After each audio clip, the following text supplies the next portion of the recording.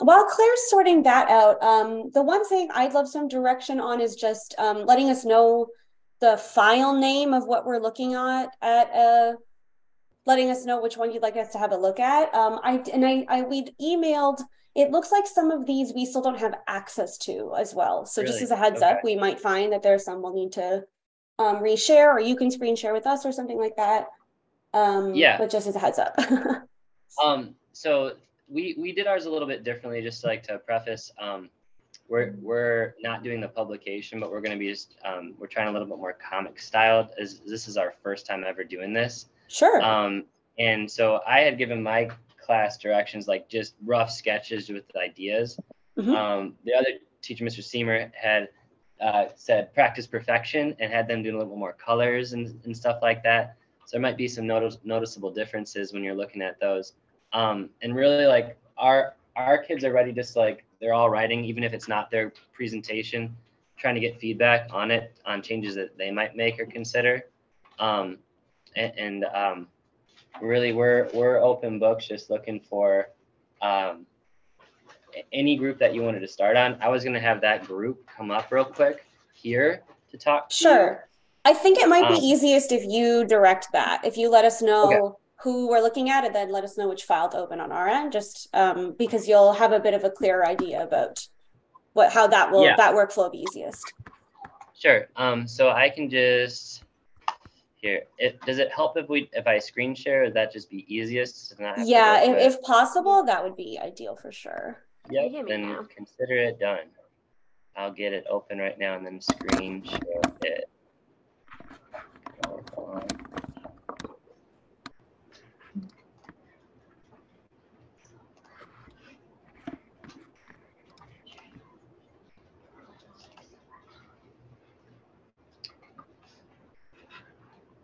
And share. We were having a look at some of these yesterday, so I'm really excited to have a look at these and chat with you guys about them. Am I audible yet? Yes, I can hear you now, Claire. Oh, good. Fabulous.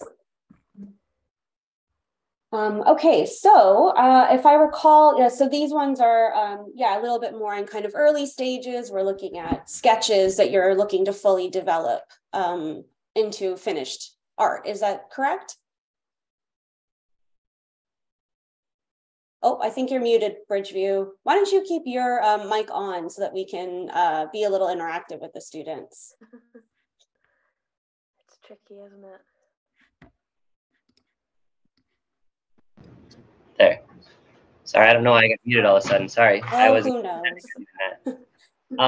So what we were hoping is just, we know that just like the first page, just to get an idea of what we should do in terms of our direction. We know that we have a couple more projects, and so we weren't anticipating at all getting feedback on all of our pages. But just a general idea of just initial feedback that we can then apply to all of our slides as overall what things we should be considering when we're creating. Sounds great. I think we can let's see how far we can get, but I bet we can give at least a couple of ideas on most of the pages. Let's do our best. Okay, so starting with this page 2, part 1. The first thing that catches my eye, I must confess, is the bottom left corner that seems to be covered up. What's that about? Earth. That was to cover up a bad spot. I guess that was covering up a bad spot, so it wouldn't initially be there. Okay. So is there a plan for what might be there in the end, or will it just sort of blend into the rest of what we can see? And these are all just drafts or initial sketches. Yeah. So in our Earth group, you guys have a plan for what's United States League that white, correct? Right. So I love you've got the symbols on the people's shirts so that we can tell who is which. That's fantastic. And we've got some good, some starting points with facial expressions, which is really good. One thing you can try, and I'm just going to do a quick sketch on some paper here. But can you see I've drawn kind of a really messy line on my page here? One thing you can try if you're trying to show different people, some of whom are closer to us and some of whom are far away, you can make the one who's closer much bigger and the one who's far away much smaller. But if their heads are on the same line, then it makes it look like the bigger one is much closer to us. You see what we're trying? Yeah, so when this is something we can all try. If you're going to have lots of people, if you imagine there's a line across the page, just try making the big one, the ones that you want to be close, really big, and the ones you want to be far away, really small. And that's a really quick way to use perspective, is what we call it, when you're in the real world and you're looking down a street or you're looking at something, the way that things are seen to be closer to you versus further away, we call showing that it's showing perspective in an image. Another option for situations like that is, as well as differing the size of the characters, you can do a different thickness of outline to direct the viewer, the eye of the viewer. The eye will generally go to a thicker outline first, so it will look more like what we're focusing on. So if you wanted your person at the front who's running away to be the really important part of the picture, you can have them a little bit bigger, and you can have that outline a little bit thicker as well. That will ensure that that's what we're looking at first, and that's the character whose emotions we really start to understand. But I love this bit in the corner on the right, the hiding in between the trees. I love the detail on the trees and the different heights of the trees. That's a really nice bit of drawing. I love how you can only see part of the person who's hiding. That's very charming. I think this is a great start. Well done. Yeah, absolutely. Thank you for sharing with us. That's some great feedback. Like you said, Allison, for everybody, like that line perspective, be able to show depth on a 2D surface. Yes. I'll pull up, just going for the next one, so at least each group can get like a page, right? So I'm going to share this next. Group Fire is going to come up and get just at least some feedback on their first one. So I'm going to share this. Share.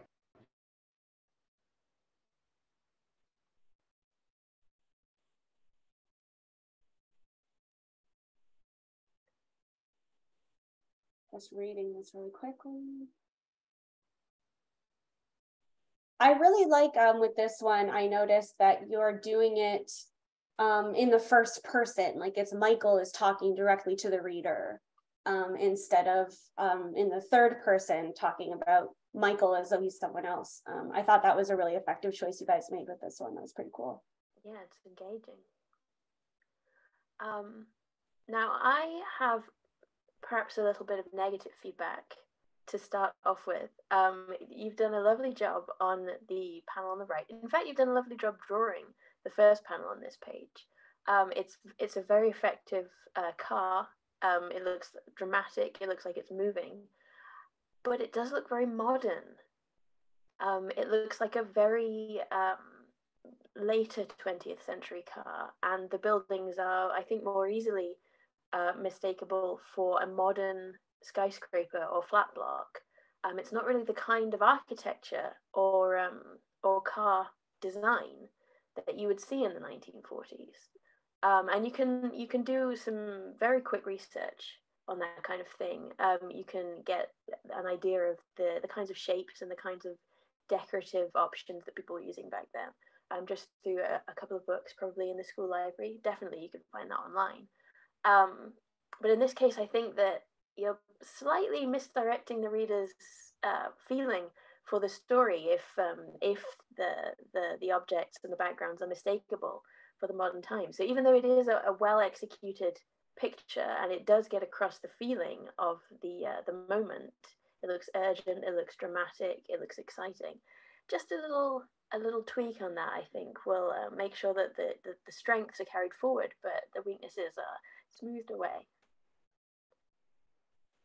Another thing we can all think about is, and this is not in any way a criticism, just something you can think about.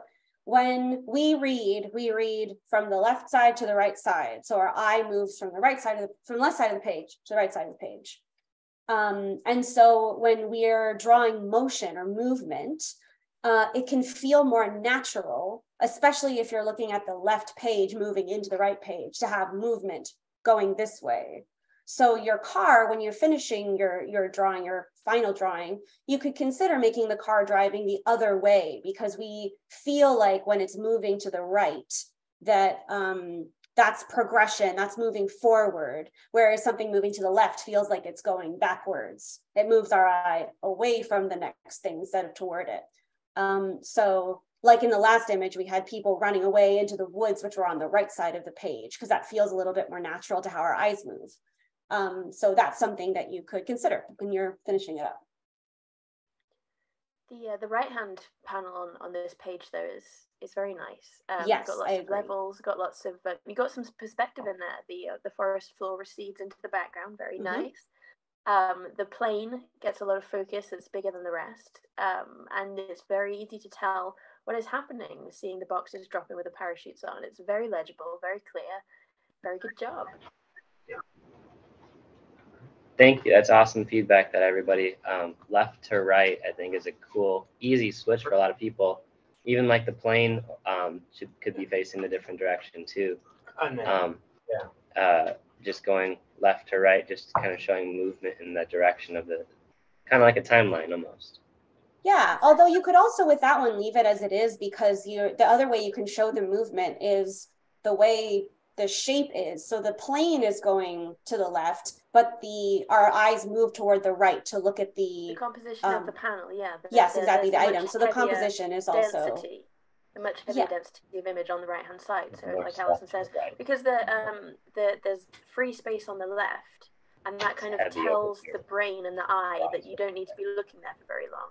You move over to the right, you see what's happening, and you feel that progression, that sense of movement towards the next part of the story. But you could also change the direction of the plane if you want to. It's just you always have options. That's the exciting thing about comics. There's always another way to do it. Neat. So another way, just to clarify, is like kind of like heavy loading the right side, with a lot of stuff, and leaving the left side more open. So that it kind of looks like it's moving to the right. Yeah, exactly. Sometimes it's more, there's more things on the right hand side. Sometimes there's just more detail. So if you were drawing a building that's very simple, like in the picture on the left, the focus is very much on the car because it's a much more detailed image. There's more texture in the way that it's been drawn, and the back is a little bit more sketchy. So you could also do things like that, where you have something that's more simple on the left or in the background, and what we want to be focusing on will have much more detail. So you can put that in the foreground, or you can put that on the right-hand side. That creates movement. But we've talked a bit before about the contrast, where two things look different. So we read them as separate from each other. Okay. Can I ask a question on, I guarantee this is not the only group to have an illustration where something's falling from a plane. So similar on the first page, how you were talking about that line, the headline for perspective. Do you have any strategies for how to add perspective to that? Boxes. That panel with the stuff falling from the plane in relation to the plane and the trees to show like depth or distance? Oh, sorry, Claire, you can go ahead. No, you go ahead. I saw some other students were trying stuff like this in some of the other images that we saw in advance. So when you're drawing a picture, you can think about it like you're holding a camera, right? This particular image, just because it's the one in front of me, it's like you're standing and looking at something very straight on. right? We're getting, there's like the high, the mid, and the low, and we can see that in our camera lens. But when you start to use perspective, then you can start to think of it like you're moving your camera. So you could, for example, be standing closer to the trees, so they might be in the foreground in front of you, and you could be looking up at the boxes falling, and then the plane is further away. Or you could be on top of the plane, and so the plane could be very big, and then the boxes are falling onto the very small trees below. So I think from this sort of camera angle, you're doing a great job of communicating what's important, because sometimes you can show what's most important by making it bigger, and the perspective doesn't need to be perfectly accurate to real life, as long as you're communicating what's important. But yeah, you can start to think about different camera angles, and trying to draw the things that are closest to you very big and the things that are further away very small. And that's a sort of a way to start thinking about perspective.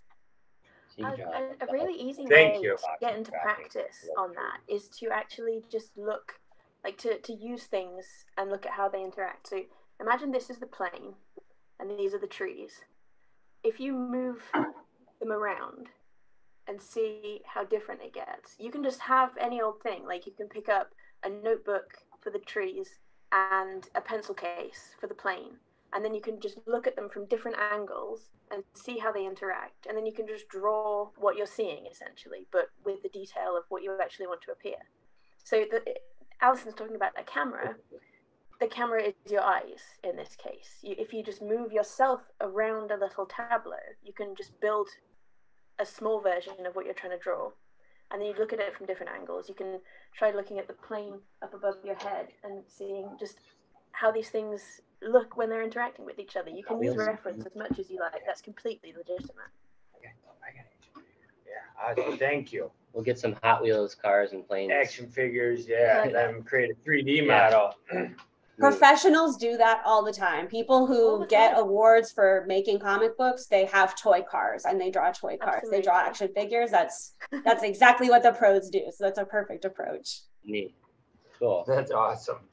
I'm gonna throw up just another one just to get another group's a little bit of feedback. And this is great because I mean every group's getting good feedback on this. Be able to apply to their own work. I know we won't get through all of them, but this is awesome because just like how to do things. And as he said, I think a lot of people will be drawing similar imagery. So hopefully, even if we don't get to every single one of them, you're getting some ideas that everyone can use. We're telling a very similar story, right? So here's this one. And I don't know. Oh, you got muted again. Maybe when you share your screen, it automatically mutes or something. It does. I don't know why. But I fixed it. I know how to fix it quick. Thank you. Perfect. For letting me know though. So what these guys did is I guess they're making a little bit of a panel more comic-y. And they just have rough sketches. This is my group, and I told them specifically, like, hey, no colors, just get like the ideas down. Absolutely. So, and I know that there's not really landscapes or backgrounds, and that was, I guess, my fault, I guess, or I don't know. how you want my direction I gave them. And they have on a different slide their words that they're going to have and an explanation for it. So I guess this is the start of the story, though. With and I guess I can have them explain what we're looking at, but this is the brothers in this first page, and then, well, you guys want to explain what we're looking at, the first two? Yeah, let's hear. Well, the first page. Oh, so I guess they said they made a mistake. The first two are flipped by that arrow right there, in the middle. So the first one is actually the one on the top right corner, and I'm gonna let them speak up and remind them that time is of the essence, so that they have to get over their shyness real quick. It's okay to be shy, but we need to hear what's going on. Them saying bye to their parents. And then the one where we show the two brothers, that's them flipping the coin to decide where they're gonna go. Great, yeah. And third is like the Germans telling Michelle that he has to provide a certificate or else he'll be sent to Germany to a concentration camp. And the fourth image, is him leaving to Virazon at night to escape the Germans. And the fifth? The fifth image is Daniel being arrested.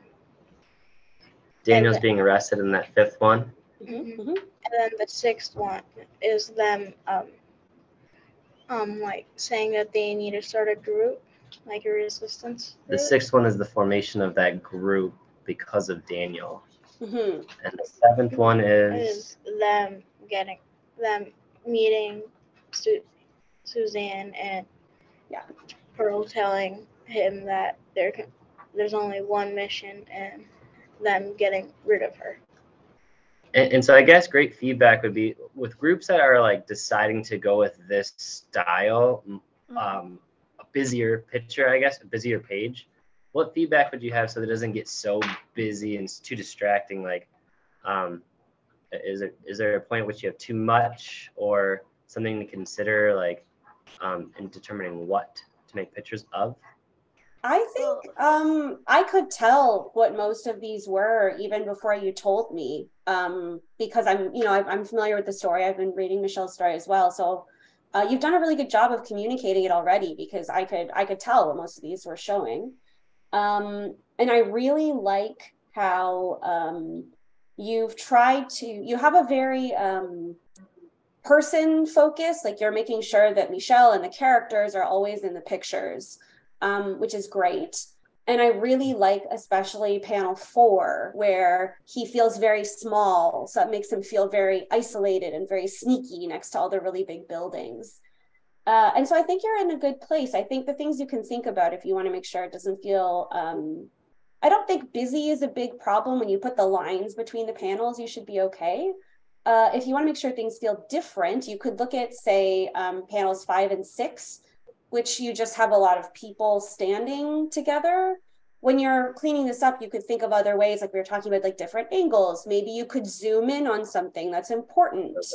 You could consider ways like that. But I really like, you've got this bridge with the water, you've got the buildings, so that makes those feel very different from the panels next to them. So I think that you're already like doing a pretty good job with that, but maybe Claire has some other ideas. Well, I would agree. The option to make those panels 5 and 6 a little different by zooming one in or changing an angle or etc. I would have said that too. I would also come back to the point about having not very much background, and say that's good. That's perfectly fine. A low detail background will always stop a page from being too busy. And the thing about background in comics is that all that you need is enough for the reader to understand the essentials, the vital information, which usually is what kind of environment they're in. And in your case, because we have some written text on the other page that's describing and telling us where they are every time, as long as there's just enough to support that idea and not to contradict it, and that's great. For an example, if you want to go and look up comics with very minimal backgrounds, Corto Maltese by Hugo Pratt, very, very famous comic, gorgeous comic, beautiful, old-timer, very minimal backgrounds often. He puts in just enough to give you the facts and then moves on to what's important to focus on in the panel, which is the emotional content and the specific content between characters and scenarios and people, not like how many cans of paint are on a shelf or whatever. So don't feel that you need to cram in background that you haven't put in there yet, because you don't need to. You've got just about enough. You're doing really well. The only thing that I might say, I think, is that I would consider zooming in on some of these, because every single panel we can see the whole body of every person from the head to the feet, and that's just not always necessary. We don't always need to know that they're standing on the ground. We'll just assume it. Like, I can't see your feet right now, but I'm pretty sure you're not floating. I trust that, and your readers will trust that too. So you can get closer to the faces or the upper bodies so that you can concentrate on body language instead of rendering a whole figure, which sometimes just gets a little boring to do as an artist. Does everybody want to draw 5 sets of trousers every panel? It's just not everybody's favorite thing to do, so you don't have to do it if you'd rather not, because if it's not important, it's not important. You're doing really well. And if you zoom in, then you don't have to draw hands, which can be really difficult to draw, right? That is a classic tip. Yes, very true. Will benefit. All right. So I don't know if I can squeeze another one in. I can try in like the first. I'll just switch this one. Yeah, go ahead. Do another one. You're fine. Okay. Hey, so we'll get one more up just to see if these guys can get any feedback on this one page that they did.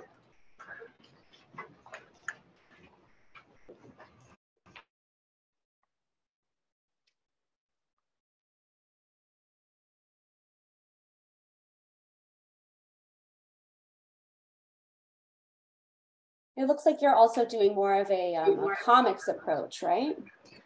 Yeah. And so they have, I think, 3 panels here, 2 at the top and 1 at the bottom.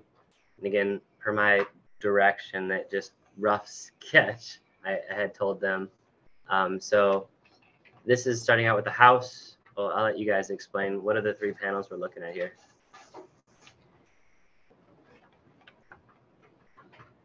The first one is when Michel was talking to his parents or living with his parents, and that's when the Germans occupied France. And the next one is when they flipped the coin, with like he and his brother went to Britain and he stayed in France. And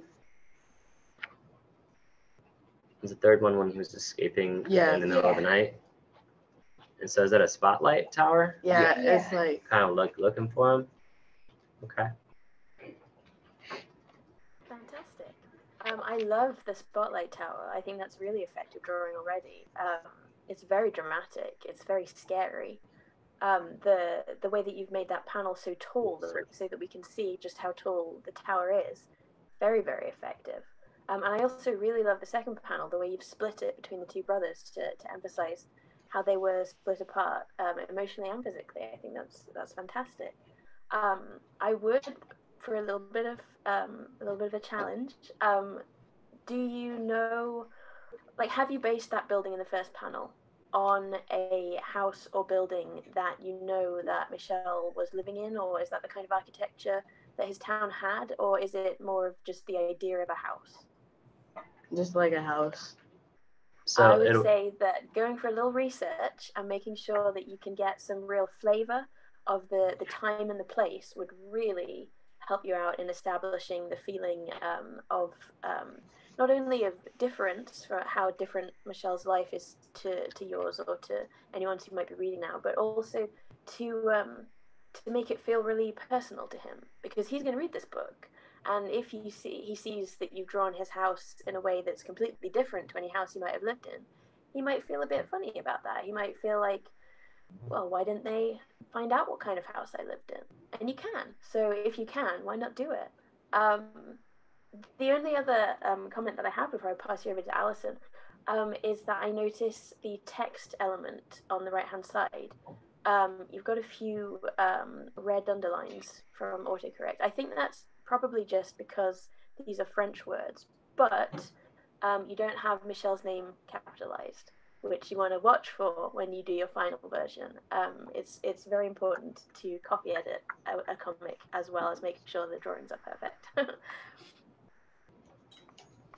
Yeah, I think Claire covered a lot of it. I think that these are really good. And I like the way that you're switching the subject, so what you're drawing in each picture. So you have, in the second panel, you have the 2 brothers. So it's focused on people, it's focused on, you're showing the different ways their lives could go. And in the first panel, I really like that you chose to show a house, because that's you're thinking of it as a symbol, something that represents the idea of family and them living together. Because you could have shown the people inside the house together to show a family, but you chose to show a house because we look at this and we all know that means family, that means togetherness, that means where they were living, and it represents what they're leaving behind. So I think that that's a really an effective visual choice that you made there. And I agree, if you can, whether you can find some books or some Google images, you might be able to find what houses looked like in that part of France in the 1940s. And you might not be able to find his exact house or his exact village, but you might be able to find something kind of similar, which might, just give it a bit more personality and specificity. But I think you're in a really good position already. Yeah, good job. Well, thank you so much for that feedback that all groups are going to benefit from kind of going forward and looking at starting our actual final drafts that we'll be creating with lots of color. Fabulous. Yes, we don't, we know we're familiar with working with rough drafts. That's a very normal part of the comics process. So we look at pages that look very much like this all the time and are used to looking at them before you add any detail or color. So no need to apologize for that at all. This is a very professional process that you're taking. Yeah, absolutely. Awesome. Thank you guys so much for your feedback. And with that, we'll let Aaron and Forest Grove kind of have the spotlight here as we'll kind of mute our screen, but let you guys keep talking and probably listen to some of that feedback as well. Sure. Thank you so much for sharing your work with us. It was great to look at. I'm excited to see it when it's finished. Yeah, thank you. Yeah, awesome work. Good job, everybody there. I know even here we were taking down a bunch of notes that we're already able to apply. So it's been helpful just to hear and see all the different perspectives that we've got going on. So hopefully you can see this screen here. So we've got everything into just one book as we can go through. So we can kind of go through the pages as we go. I think probably the one thing to note is these are the sketches and ideas. Most of these groups are moving to digital. There'll be a few that will stay drawing by hand, but we've been spending a lot of time just trying to figure out word location and image location and trying to get to the publication dimensions that we are constrained by. So anyways, this is page one. We've got people ready in case you need to talk to them, and then we'll just kind of navigate through the pages for the time that we have. So I'll start with you guys with anything that you have from there, and appreciate any insights. Fab. Allison, do you want to go ahead? Sure. I just want to clarify. So are we looking at 4 different pages right now, or are these going to be 4 images on one page, like more of a comic style? So they're going to be like 4 images on one page. Okay, awesome. So I like that you took a really different approach. We were just talking about how you can represent family. And I really like that you went a completely different direction than what we were just looking at, where they're all smiling, they're hugging, so you can tell that they're really close and they really love each other. And you've started to think about colors already. I really like how you're using a lot of warm colors on the characters to differentiate them from the background. And in these 2 images where we can see the river, these are fantastic. You're starting to think about perspectives. So as the river gets farther away from us, we can't see it as much. It's getting narrower, it's getting smaller. So I really like to see that you're already starting to think about that stuff. This is looking great. And that inn also looks a little bit more specific to the time. Did you find that picture, or did you base that on pictures you found online? Yeah, we did like some research on what color like inns were back like during that time period. That's awesome. I love the detailing on the front door. That's great. Yeah. I would point out how nicely, first of all, how nicely the top left image, the way that the coloring of the grass curves around the figures and the shaping of the figures, very beautiful. It's just nice to look at. It makes it a pleasant picture to observe, and that is a big plus. I also like how in that panel and in the third panel, the one at the river, there's a lot of body language going on. We've got some posed arms, we've got some choices that make the figures look like they're moving and interacting with each other. Very nice. Something that's kind of a 50-50 is in the final panel, the one of the inn. I love the way, it seems that you've done the coloring on top of an uneven surface. And I love the way that that makes the roof look tiled. That brings out the texture of the building in a very realistic and agreeable way. But not so much for the sky. And maybe it could go either way for the grass. So I understand that these aren't the final images. But thinking about that kind of, the way that process has an effect on the final image, the way that you make the image is going to come out in how it looks in the end, even if you're working digitally. It's something to bear in mind, because if you were using that texture underneath intentionally to make the roof look interesting like this, then that would be really good. And that could be something you could fold into your process later. It could be something you could fold into your digital process. I don't know how, but you can find a way. So bear that in mind. And the last thing that I would say is, because we now know that this is a page that's going to have these 4 images and this text on, starting to think about composition of the whole page before you go into drawing your final images is going to really help you out. Making sure that you know what size your final panel and what shape your final panel is going to be will make sure that you can fit them all together on the final page very nicely. So if these second and third panels here were each a little bit wider, then you can have an even border around them and between the blocks of text. Like you have an even border just about to the right and below the first panel. You could have that all over the page and it would look very neat and very beautiful. So when you're ready to do your digital images, if you look at the shape and the size of this page, and then you divide it up into the number of spaces that you'll need for these pictures and this text, and then use that information to make panels of the correct size. Does that make sense? That will really help you out. Yes, thank you. Perfect. You're welcome. Yeah, and I know yesterday we were trying to do all the mathematical calculations to the dimensions of the page and going back to that drawing board. So I'm glad you brought that out to reinforce some of that work. It feels a little tedious and hard, but it's important so images don't get distorted and stretched. It's the worst part. I hate that part. Yeah. All right, here's our next one. I saw this page before and I love this round shape that you've put on the side, the half circle. That's really, really effective. And that's a really good way to, you've drawn the characters with the body language of the two who are interacting. Like the way that the legs are shown on the one who's sitting down, that looks so good. But the coin flip is very small. So you've chosen to zoom in so we can see that more closely. And that's something I think we consider a lot, where if we want to show a bigger version of a picture, but there's a small detail in it, we can do something like this. In comics, we call this an inset. So it's a panel that's inside of a bigger panel to really zero in on a particular detail. And I think that that looks really, really good here. I like that a lot. Yeah, me too. Something I might suggest for the first panel, I do like very much how the first panel, they seem to progress. The bodies move and their mood changes a little bit. That's lovely, very nice sequential work. But I might suggest that the first panel, you consider changing the body language a little bit to reflect more of what the text is saying about this scene. Because it says that they both want to do something to stand up for their country and people. They were going to fight for France, but they look quite relaxed. They look quite calm. And in the second panel, they look much more sad, I think, and pensive, which matches with the mood described in the text there.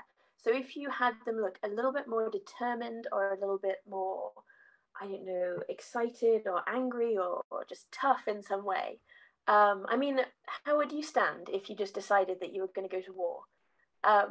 You can think about it, you can try it out, you can play some poses and draw each other in those poses, or draw yourself in those poses in the mirror, and that will really bring some action and power and emotional realism to that panel that will really benefit the rest of the page, which is lovely. It is.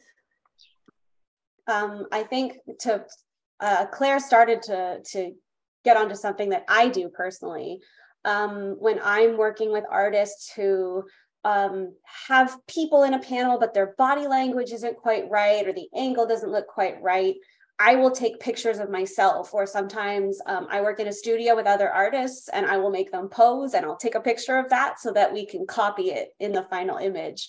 So if you're working in groups and you're drawing more than one person, if you can get a camera, then you can take a picture of the people standing the way you want to draw them, and then you can use that as reference so that you know what it should look like. So that might help you with deciding what to do with characters' arms and what to do with their legs, so that when you're doing the final images, you can make them doing something a little bit more exciting if you don't want them to just be standing.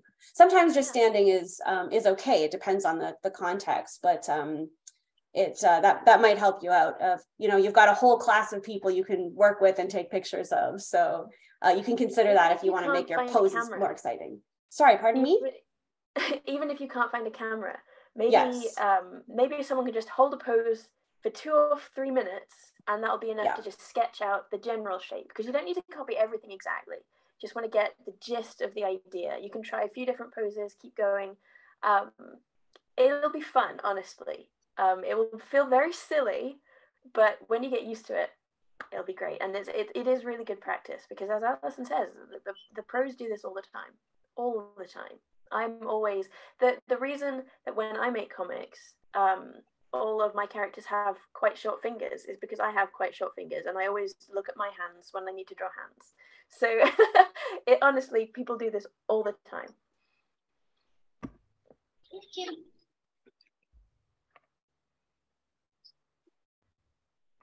Ooh, this is dramatic. I like it. Mm-hmm. Yeah, I love the focus here. The real zoom in on the important parts. I love the running. I love the crops growing in the fields. The zoom in on the socks. Very nice. Very good. Very good choice of focus there. And I love the style approach here as well. Very cartoony, very fun to look at. There's a nice sort of muscular yet chubby effect that's very pleasant. Yeah, I love that you've started to think about things like shadow, which we can use to make something feel more real. This building really looks like you sketched it based on something you were looking at in real life. Like, you can, the way that you've got the one side that's all bright white, and then you've got the lines and the hatching shadows on the side, that's really, really strong. And I love to see that you've started to think about that, even when you're just sketching. And this one's really interesting because we talked before about thinking about detail and having too much or too little detail. But I think this is a great example of how you've chosen some very stark, very clear imagery. And we don't need a bunch more detail to understand what you're trying to communicate, right? Like, as Claire said, we've got the socks, we've got the running pose, we've got the crops. So that tells us everything we need to know. Same with arms in handcuffs. That tells us everything we need to know. So you don't need to add a whole bunch more detail to make it clear what you're trying to communicate. So you've really dialed in on specifics to communicate your ideas, which can be really hard to do. So really good job on this one. I have a question about this page. Is this a group effort, or is this a solo effort? It's a group effort. How many in the group read manga? Read manga? No. Nobody. Really? That's so funny. Because this is a very, very manga-looking page. It uses some very effective manga techniques, like the diagonal panel division at the bottom, the very low panel count, but very impactful choices of focus. If you don't read manga already, it seems like you're gonna love it. Yeah, I think so too. The one change I would maybe make on this page, it's not a huge deal, but the text at the bottom, the "at the same time, Daniel summoned everyone in the village knew," I'd move that text up over the building because you've got a lot of blank space there where the text could fit in. And if you're redoing this image, you could of course make the hands smaller, but I think that it'll just read more nicely if you put that text above the building and then leave the bottom a little bit more open. But yeah, it's also change. The only piece of text without a caption box around it, which might be a purposeful choice, but it might not. And if it's not, better fix it up. Yeah, and I think this group's already made some of those changes. I think Let's just show you what well, here they can have an updated version here. How to use it, So there was already text there. Okay. Yeah, that's great though. You can just change the size of things if you need to. But yeah, it's looking good. That's awesome. Perfect. Thank you. Yeah. All right. Next page. Somebody in this group loves cars and loves trains is my guess, because these look great. I don't think I could draw a car that good. So I know I couldn't. Well, I could, but I don't. That looks so good. And I imagine that this was just to plan, but I think it's really effective the way that you've cut out the paper pieces and stack them on top of each other. That's a really, really smart way to make sure that, again, it's very clear these guys are standing in front of the car, but you're still seeing a lot of detail in the car. It adds some nice texture to the image because we can see some of the shadows and stuff. So it feels very three-dimensional in a way that's really effective. I like that a lot. Yeah, it's a very good way to, if you're not going to recreate the decoupage effect in your final image, then it's still a really good way to plan your image out and to build an interesting picture without getting confused about what goes where when something's behind something else. If you want to draw something in front of something else, this is a really, really smart way to go about it. Drawing from this assemblage is going to be so much easier than just imagining it up out of nothing. It's very, very smart work. And very nice perspective again on the top image.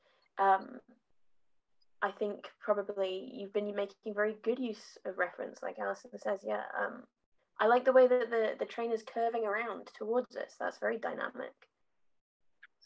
And I can't wait to see what that explosion looks like when you add some color, because this will be a really good place to have the train and the environment be maybe darker colors, be maybe duller colors like gray, navy blue, and then have your bright reds and oranges and yellows in the fire. I think that's what we're looking at, right? This is the attack on the train. Unless I have that wrong, but I think that this could be a really effective place, to use color really effectively. We made a mistake on the train because it's actually not really historically accurate. It's kind of like a modern looking type of train. That is very honest of you. Yeah. But that's okay. Well done for admitting it. And just know that the techniques that you've been using on this incorrectly chronologically situated train will serve you just as well when you find the right kind of train.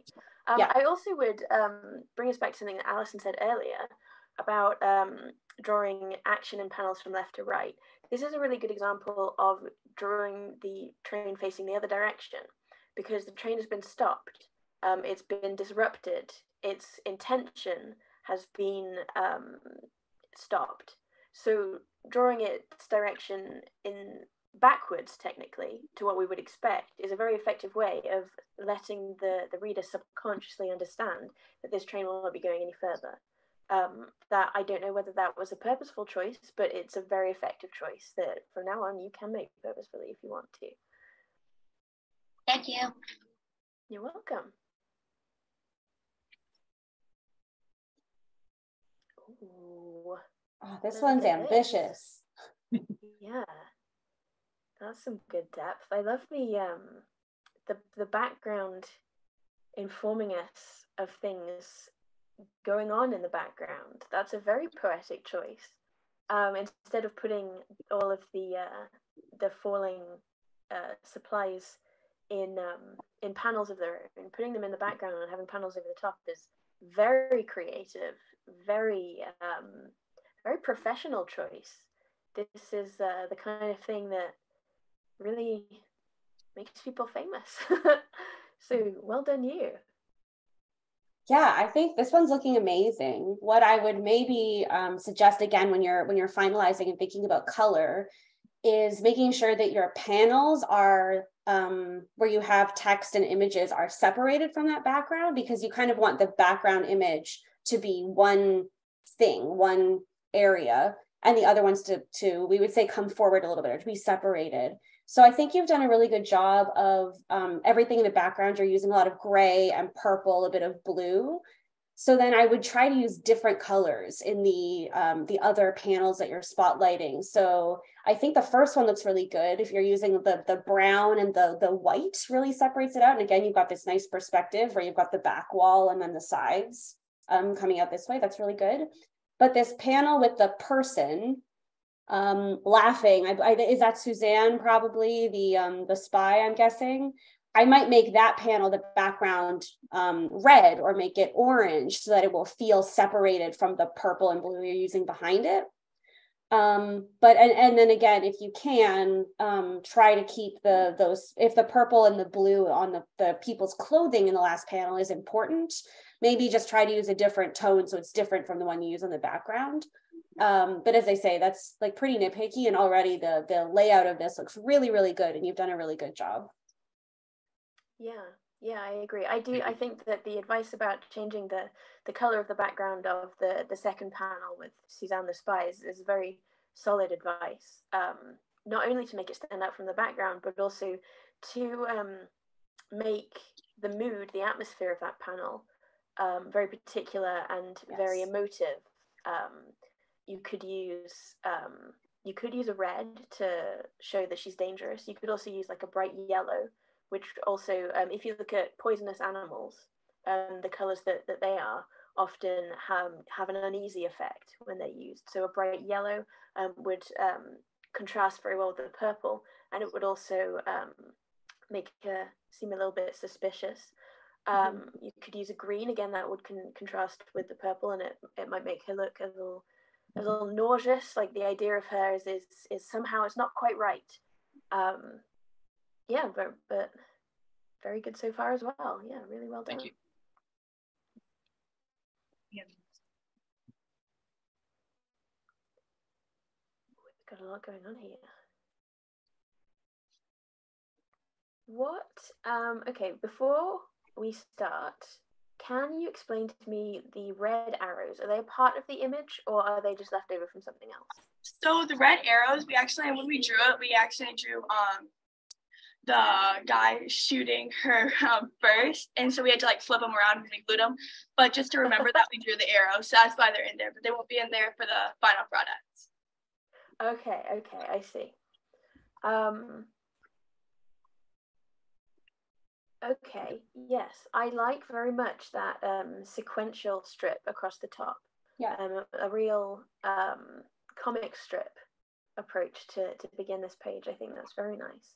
And it's dramatic too. It starts off so companionable, and then it goes a bit downhill, and it ends on someone drawing a gun. That's exciting. Mm-hmm. I would say that the text underneath could do with a little bit of a rearrangement, because it's not very, especially, I mean, you said that the red arrows won't be there, so that's good, but it's hard to tell whether each of those pieces of text is supposed to accompany one of those images, or if all of the text is supposed to come after that array of images. And depending on what you want to do, what you would want to do with that would change. And here's another picture, just like make it a little bit easier for the text wise. Okay.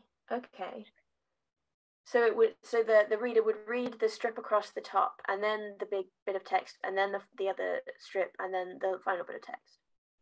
Yeah. Okay, that makes sense. Yeah, I agree. I think that that's a really strong start. With the second one on the bottom, I think it's really good, and I like the drama of zooming in on these particular images with the fire. And I think that works really well as you've got it. But if you wanted to, you could consider, just because this image of the whole building on fire is so dramatic, you might want that to be the biggest thing on the page. And so we could do what we were talking about before with the inset panels, where you could actually make the two that are zoomed in a little bit smaller, and then use a black or a white thick border around them, and then put them on top of that other much bigger image. So then you could have a bigger picture of the house on fire. And then you could use these smaller pieces to emphasize things, but still get that really big dramatic image, because they're zoomed in and they're a little bit smaller. They don't need to be as important as the big picture that we want to see. So they don't need to take up as much space on the page, if that makes sense. Yeah, I feel like there's another option. Like it's always best to have options, right? Yeah, of course. The first panel of this house I like very much. All of the details are very interesting. It's very it's very grand. It's clearly an impressive house, or chateau. Excuse me. So it does appear in that first panel to be on fire already. Is that correct? Yeah. So if that is the case, which it is, I would probably suggest moving that to the far right, and just starting with the smaller view of the door, and the fire beginning, and then the larger fire, the more, and then the whole building completely on fire, to build up to that big blaze, to get like the momentum of the sequence of events. Or another option, remove the fire from that first panel and just impress us with this chateau and how lovely it is and how glamorous and fancy, and then zoom into the door with the fire and then the door with the worst fire, and just leave us on that note of anticipation for the destruction of this chateau that we've just seen lovely and pristine. That could also have some very interesting tension and drama. It just that you have three possibilities there, and there are probably more as well. But if you think about all three of those possibilities and think about which you prefer and which you feel is more exciting, which feels better in this place in the story, then you're really building your vocabulary as cartoonists and as sequential illustrators and as storytellers. So that will be great. Thank you. You're welcome.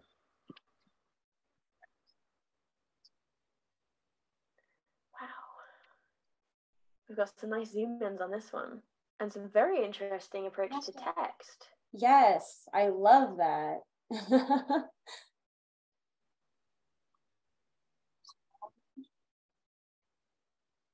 And some really neat like textures and things. This one's, yeah.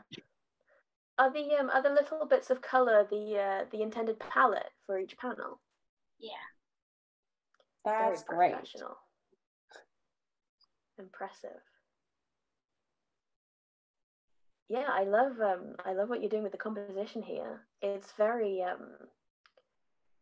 it's compelling. You've got a nice mixture of distances and sizes of figure. The top panel being a series of 3 panels without borders, but very readably so, is impressive. And the arrangement of the lettering, very in depth, very intricate. Can you tell us why you chose to do that? Because it's lovely. I want to hear what your thought process was. For the words, we were told not to do that. That was a mistake. Really? But it looks so good. Because we were in a rush and everything. Like, this isn't up to size or anything. I have the copy that's up to size in my hand. This. Not sure if you can read that.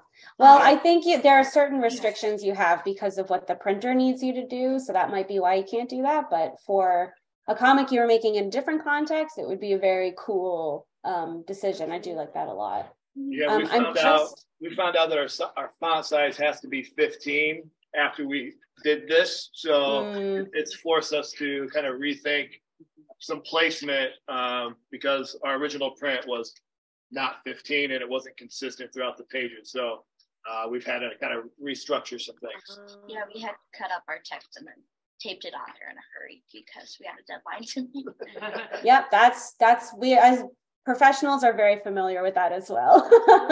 Yeah, but it looks really good. And often it happens that what you come up with in a pinch looks really good, just like this. It is a shame that you can't put it like this in the final in the book. If you can recreate this effect with your final image after it's scanned for the book for perhaps display or something, I would definitely suggest doing so, because it just looks so nice that if I were you, I would want to be able to refer back to this in my portfolio in the future. If any of you are interested in an arts career or further arts education, this is the kind of thing you want to be able to show to people and say, this is what we can do, this is what I've done before, this is how I think. If you can, hold on to this. Absolutely. Yeah, I think so. And the one thing I think we can change, I'm just thinking about time here. And it's not a big deal because you've already started to think a little bit about body language. I can see you've got some like legs that are bent. Some of them are using their arms. But this would be another panel where it might be good to have your friends stand so you can sketch them, just so you can start to think about, especially like their arms and hands. There are some of these you might want to think about what they could be doing with those parts of their bodies just to make it look a little bit more lifelike. So this might be a good opportunity to, sketch your friends. The surprised face in the third panel is very expressive, very nice. That kind of relatable feeling is something that it would be really nice to see in the full body panels as well. Like, get that in there for sure. Yeah. I love the no, we, haha conversation as well. I'm sure that's exactly what it felt like. Very uncomfortable. But yeah, great work. Yeah. So I know we're over time here real quick, but and we're not gonna get through all the pages, but I do want to reference this one. And just this, I think it's a general question, because I know when Bridgeview was sharing, they also, I think, are going to run into this constraint. They have lots of words and we have lots of words. And I know an easy fix is to have less words. But I know that's been a snag for all of our groups. And I think as Bridgeview goes from their draft 2, just seeing some of their slides and the awesome work those kids have, outside of the obvious situation of reducing words and visuals, are there other techniques to kind of like combine words and visuals in ways that, you know, like in this case, we've got a lot of overlap and there's some stuff we got to work on, but are there any like techniques from the field that we could think about that maybe we haven't thought about besides just reduction of words? Yes, well, I mean, reduction of words really is the primary, the main thing. But it's very doable when you do start considering how the words interact with the images. Like in the third panel here, which is gorgeous, by the way. The second set of text at the bottom, the suitcase abruptly opened, causing about 30 hand grenades to fall on the ground. Michelle was so shocked and surprised he could not find the will to move. That is very reducible because of what you've chosen to draw in the panel. Because we've got many hand grenades falling on the ground, and the way that you've increased the vibrant red of the background, so powerful. We understand that it's shocking and surprising. We can feel it just by looking. So you could reduce that very easily to the suitcase abruptly opened, hand grenades. That could be it. And then you've just got rid of a whole bunch of words. And the images, if they're supporting what the text is saying, the text doesn't need to say it. Yeah, and I think you could also, some of the images and the other ones are using things like speech balloons. If there's things that are conversations between people that you don't need to show in text, you could just put them as part of the image. And I mean, yeah, in terms of reducing text, I would just try to take out adjectives where you might need to, and adverbs. But it is difficult because you have so much to communicate with very little space. So I think just like reducing the text, reducing the size of the images so you can put the text in between, those kinds of techniques might be your best bet here. But I agree, if there's anything, particularly emotions that you can show on a character's face, or you can show through color, you can show through size or shadow, some of those things we've talked about before, then you can probably take out references to emotions and responses if you can show them in images. Yeah. And looking at things like on this page again, things that are reiterated in text, if you can remove that reiteration. So if you're only saying things once per page instead of twice, like the second panel starts talking about the suitcase. In one of the cars, there was a heavy suitcase. Michelle picked it up from the back seat and put it on the ground. And then I think in the third panel, actually, you have those two pieces of text the wrong way around. It kind of, which is fine, but just going from that.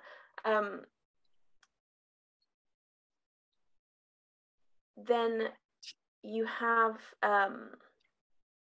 okay, so you go from panel 2, there's a heavy suitcase.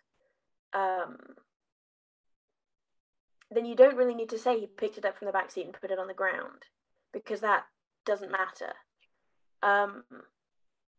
You could say Michelle picked it up, and then you could take the text from the third panel, the suitcase abruptly opened, and then the reduction that I suggested before, just hand grenades, that could all fit in panel 2.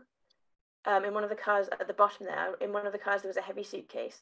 Michelle picked it up, the suitcase abruptly opened, hand grenades. Then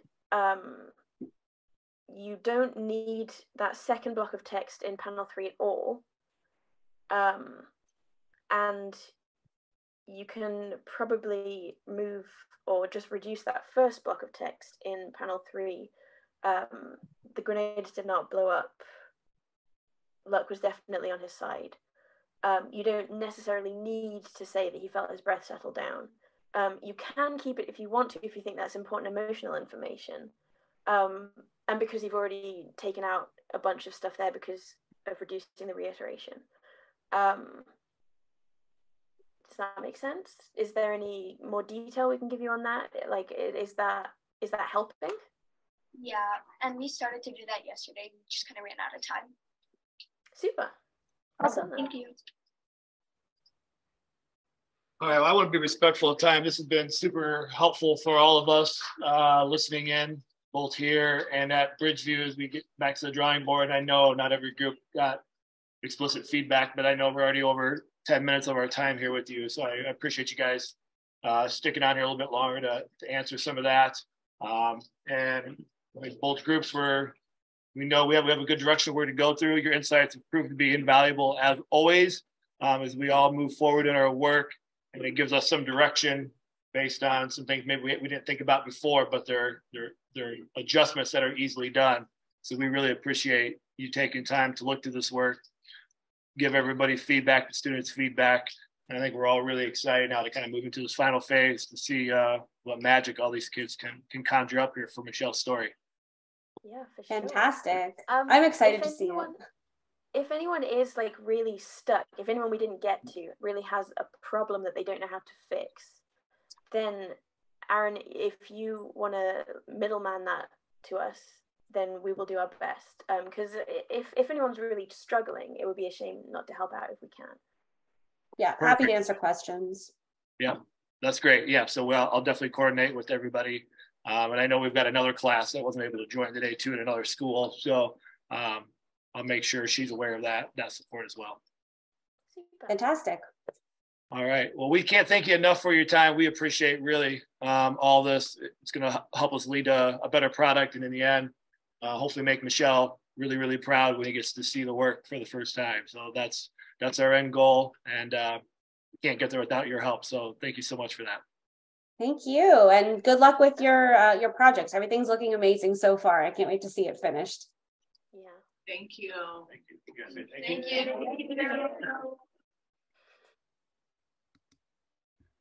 Bye.